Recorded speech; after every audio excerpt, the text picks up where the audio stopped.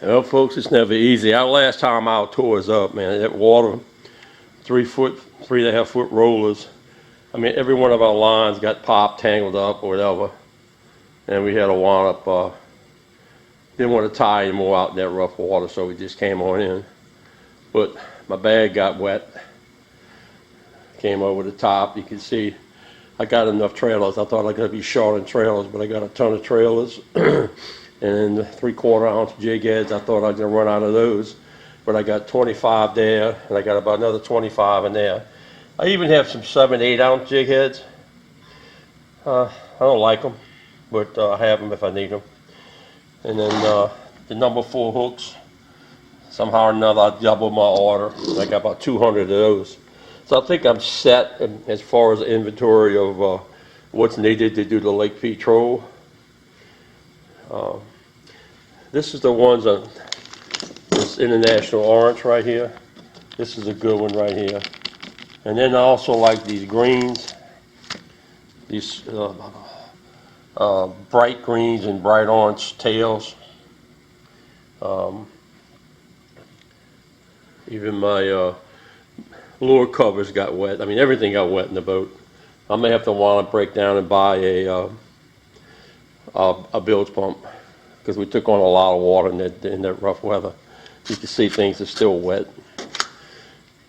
All right, let me get back to tying and cutting and tying. It's Thursday morning, so I ain't going out there in all that bad weather. Already got a trip planned for Saturday maybe, with that southwest wind, 6 to 8. This is the lure that we were using in Branson, Missouri when we went up there. It's called Gotcha lure. I don't know who makes it. It doesn't tell me who makes it. But the one here was a lot smaller than this. This is a 1 ounce one. I like it because, after all, it's 1 ounce. And I'm going to have to try that. I'm going to rig up one of the poles with 2 trailers and see how I make out with it.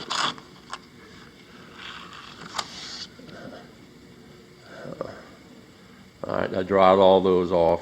Now it's getting down to here to re-rig all these lines and get ready for the Friday trip, folks. This is the little needle you could use to string your line through the trailers. You just thread it through the needle and push it through the trailers, and it pulls it through for you. It's also good to try to get your line, because I have a hard time with those bait casters when it's came all the way through, and I got to thread it back through that level wander. Works wonders with this. Anyway, I just found it. It's in the bag somewhere, but I use it sometimes. I don't know if y'all can see that, folks, but that is a 7/8 ounce head. A 7/8 ounce head. Here's a 3/4 ounce head. That's a 3/4 ounce head. This little scale works well trying to figure out what you got. Alright, thank you. I got my table mark from here to here is 24 inches. That gives me a 24-inch trailer. So I have a 24-inch leader to the big head, a 24-inch trailer to the first trailer, a 24-inch trailer to the second trailer. And then this is my tandem rigs here, 36 inches, so I do the tandem rigs. So I just marked the table. Right now I'm in the process of doing the fabrication of a bunch of jig heads and trailers. I use 15-pound Trilon big game green line for the trailers, 15 pound. This here I got from the boys from Mississippi. That's all they use. Stainless steel trolling line. I've tried it. Can't get used to it. It's like, I don't know, it's hard to explain it. There's no flexibility, no give, no nothing, but it does get it down to the bottom pretty quickly. Stainless steel. Guys from Mississippi use it, swear by it. Oh, by the way, it's $15 a spool. And the boys from Mississippi tell me, if you kink it, throw it away. you lose all the strength out of it. I'm gonna have to rig up one time just to see if I can get used to it. All right, I don't know if you can see it, but I've only tied one knot, and I slid it down toward the bottom of the eye of the hook. That's going to be my rear trailer. Now I'm going to tie another knot, will be at the top of the hook for my front trailer.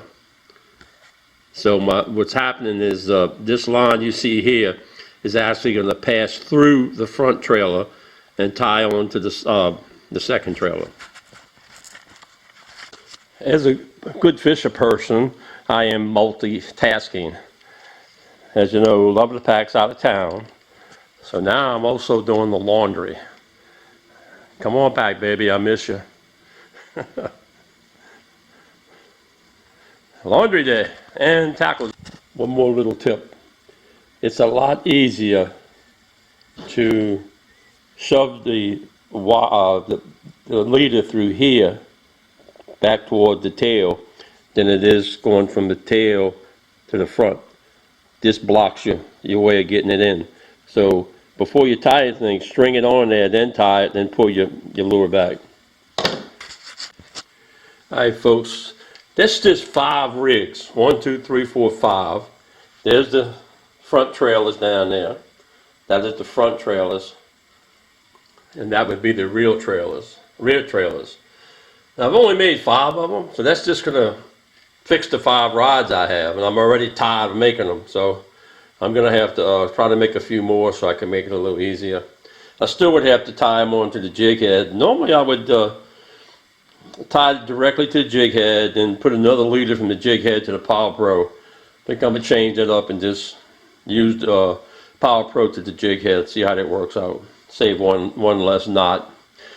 My fishing buddy, or my senior first mate, I made a comment to him the last time out. You might want to, pick up a bait cast and a light stiff rod, and start making up some of your lures so you can fish with them. He says, "Why I want to do that? I could use yours."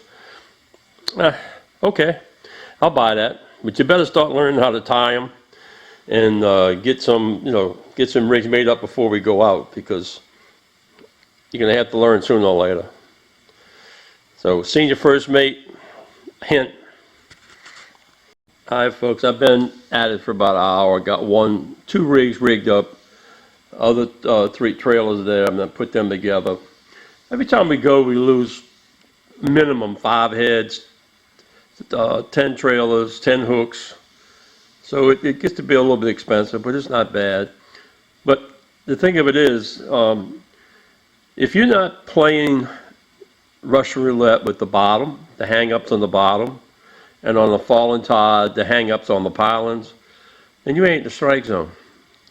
So really, you got to be willing to give it up for the fish. Because if you're not in the strike zone, then you're not going to catch nothing.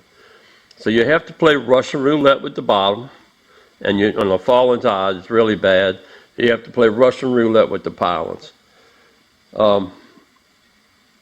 When we troll and the lure's up against the piling, sometimes I could actually feel my lure go with the current into the piling, and I jerk it and it whips out.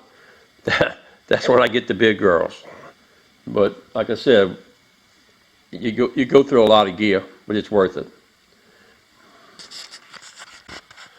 By eliminating the leader from the big head to the Power Pro, I tie it right on the Power Pro.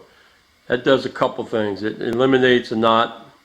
It also makes the rig 4 foot instead of 6 foot. Makes it a lot easier to get the fish in. Another little tip: when you got a fish, always get him in the boat. You keep your line like that, tight. Let the boat flop around wherever, but keep your line tight while you're flopping around. It won't get all tangled up. And if at all possible, don't use a net, because that's 1 hook, that's 7 hooks that you could actually get tangled up in and really ruin your day quick and have to change lines. So once again, don't use a net. And by eliminating the leader from the big head to the Power Pro, I've shortened it up 2 foot. Let me clarify something. I'm sorry. You don't want to drag it along the bottom. You don't want to feel that bottom all the time. Normally what I do is I'll drop it over the side just till the line stops going out. And that's going to happen pretty quick. And then I hold my thumb on my reel. And then when I jerk it forward, I just take my thumb off. Jerk it forward, take my thumb off. Jerk it forward, take my thumb off. And if I get a hit, I just hold my thumb and set the reel. But the way you want to check it to see if where you need to be at, as you're trolling forward, there's the lure back there. As you're trolling forward, come forward like that real quick and then drop back.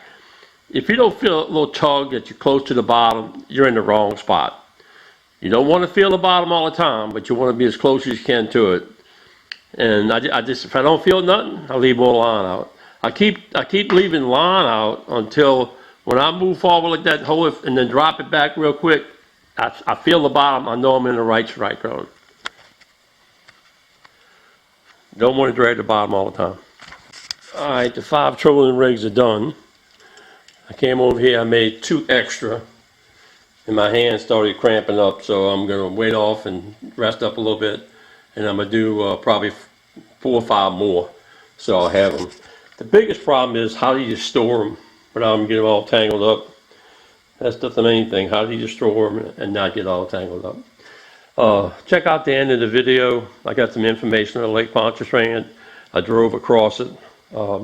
If you're thinking about going tomorrow, please take a look at the video. You might change your mind.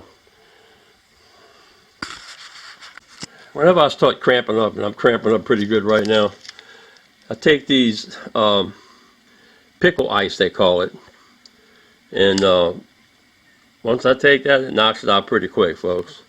It's called pickle ice flavored freeze pop.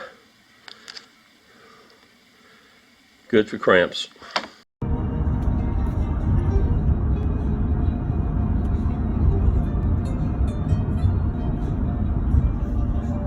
Alright folks, this is Lake Pontchartrain. It's Thursday, 1:42 p.m. Got west winds, got it dirtied up pretty good. As you can see on the east side, the bridge, it doesn't look that bad. But the west side is really dirty and churned up. We're supposed to go tomorrow morning, and I think we're gonna have to change plans and head over to Delacroix. This water looks a little too dirty for me. Have to give it a couple of days to clear up a little bit.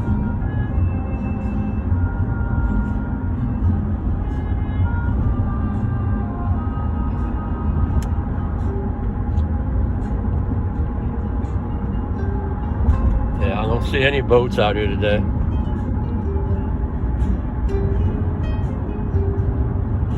If you guys are planning on going tomorrow morning, you might want to think twice about that. The wind's supposed to slow down a little bit, 6 to 8 southwest, but I don't know if that water's going to clear up enough to allow you to fish. Over on the south side now, it doesn't look as dirty, but the wind's still from the southwest, more so west than anything. Coming up on the south draw. I don't think I've ever seen that bridge open. Maybe many, many years ago. But that's what it looks like, so looks kind of rough. Water's dirty north to south. And you'll be able to see it pounding against the shoreline up here.